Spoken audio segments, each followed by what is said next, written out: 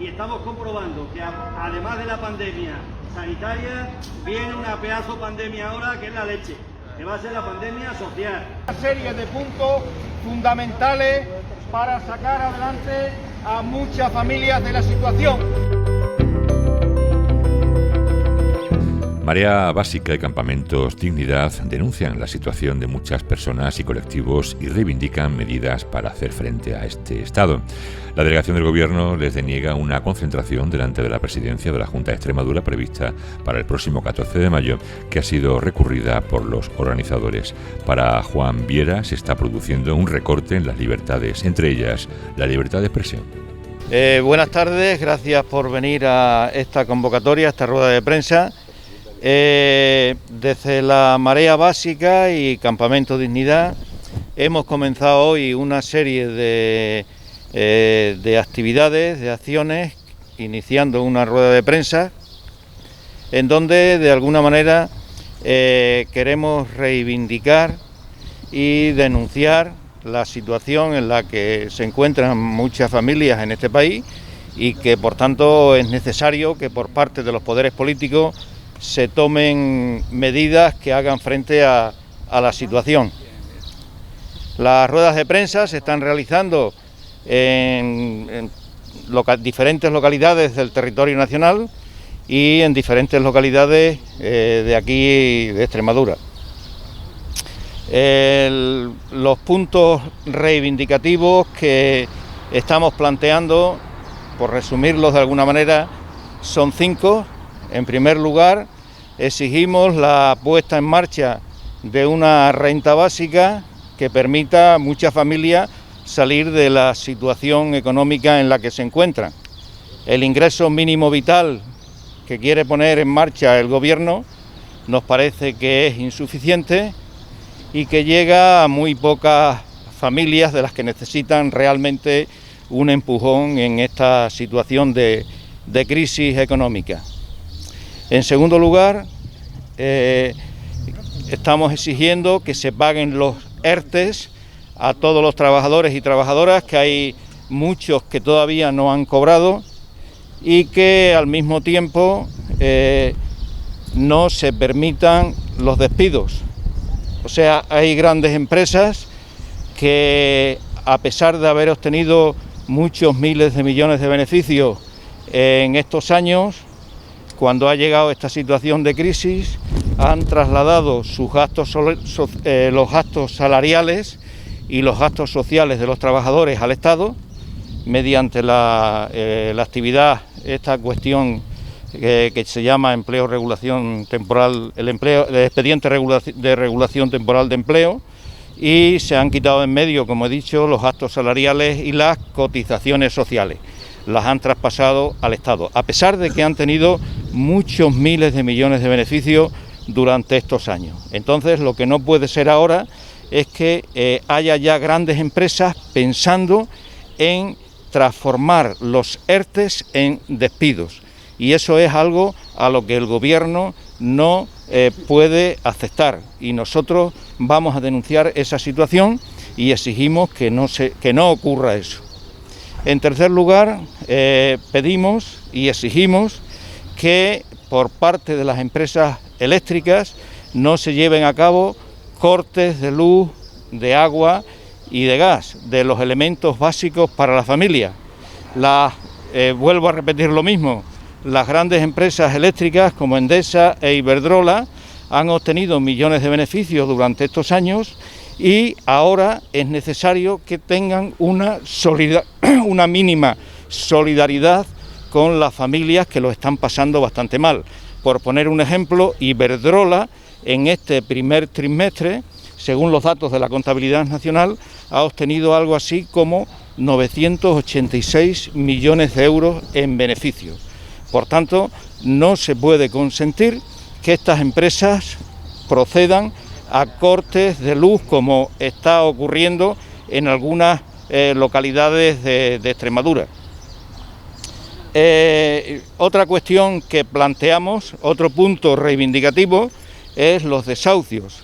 No se pueden consentir los desahucios ni en estos momentos, ni en lo que pueda ocurrir en unas semanas, en donde la crisis se va a agudizar. Sabemos que hay muchas familias que no pueden pagar los alquileres y llevan a cabo lo que se conoce como desahucios invisibles, en donde dejan los pisos y se van a vivir con la familia, con los problemas que ocurren en donde hay viviendas, en donde viven pues los padres, los hijos, los nietos, etcétera, etcétera.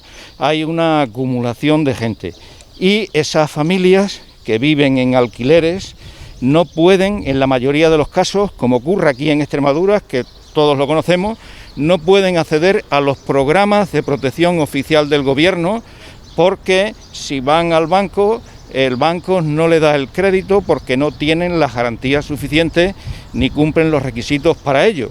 Y tampoco, a veces, como todos sabemos, los contratos de los pisos no son contratos homologados y por tanto no se puede acceder a ese tipo de préstamos o ayudas o subvenciones que da el gobierno. O sea, no pueden acogerse a esos programas oficiales y por tanto sufren el problema de que son incapaces de pagar los alquileres. Y un último punto que estamos planteando es la necesidad de regularizar a los inmigrantes. Sabemos que el decreto aprobado por el Gobierno sobre el empleo agrario pone a disposición de las empresas agrícolas, sobre todo de las grandes centrales hortifrutícolas, un ejército de reserva muy importante, puesto que, como sabemos, personas que cobran subsidios, ayudas sociales, etcétera, pueden ser contratados para este tipo de tareas. Y un sector que puede ser contratado son los inmigrantes irregulares, o de alguna manera que no tienen regularizada su situación en este país. Esos trabajadores serán contratados y una vez que terminen las faenas agrícolas serán devueltos a sus países o a los CIES, etcétera, etcétera. Y esa gente, como clase obrera, como trabajadores, deben ser regularizados y deben ser integrados con toda la españolidad que corresponde a un ser humano que viva en este país. Por tanto, esas son las 5 cuestiones que estamos planteando en el manifiesto y que se están reivindicando en muchas localidades de este país. 14 hay manifestación en Mérida. En un principio la tenemos solicitada, ha sido denegada por la delegación del Gobierno y la hemos recurrido al Tribunal Superior de Justicia de Extremadura y estamos esperando a ver la resolución que toma. ¿Estas medidas se llevan a la Junta? ¿Se pretende...? Hombre, nosotros consideramos que, aparte de que es el Gobierno de España el que debe dar respuesta a muchas de estas cuestiones, la Junta de Extremadura también tiene que intervenir, porque tiene potestad para ello en muchas cuestiones. Por ejemplo, una cuestión básica y fundamental que está por encima de todo esto son los programas de empleo. Se necesitan programas de empleo en vista de la situación que se avecina y se necesitan otras cuestiones básicas que no se están poniendo en marcha, como por ejemplo los mínimos vitales. Los mínimos vitales, que sepamos, la Junta de Extremadura aún no ha dado respuesta a ello y hay muchas familias que están pendientes de esos mínimos vitales para poder pagar la luz, poder pagar el agua y hacer frente a ciertas cuestiones, y que son familias que están en una situación de precariedad total, y más teniendo en cuenta que aquí en Extremadura el 30% del Producto Interior Bruto y casi entre el 20% y 25% de la población activa vive en la economía sumergida, y esa gente, a consecuencia de la crisis sanitaria, pues no ha podido salir a la calle y está en una situación de precariedad total, por decirlo de alguna manera. En muchos casos, como ha sido Madrid y Barcelona, se había denegado ya la solicitud de manifestación el 1 de mayo. Sin embargo, hay otros sitios en donde sí se ha permitido, como por ejemplo en Zaragoza, la del 1 de mayo. Y nosotros lo que alegamos es que si ya la gente puede salir a la calle, si se permiten actividades en recintos cerrados con un número máximo de 30 personas, si se permiten actividades en recintos abiertos con un máximo de 200 personas, si se permiten los cultos religiosos con unos porcentajes determinados, si se permiten la apertura de hoteles, centros turísticos, etcétera, etcétera. Entonces consideramos que es una situación que no viene a cuento el hecho de que se impida la celebración de una concentración en donde la habíamos pedido con un máximo de 30 personas, con todas las prevenciones que indican las autoridades sanitarias, o sea que no venían a cuento. ¿Tenéis una fecha para Mañana es cuando el Tribunal Superior de Justicia es el juicio en Cáceres. Vale. Y era para el 14, ¿verdad? Sí, nosotros la concentración la teníamos solicitada para el 14 de mayo.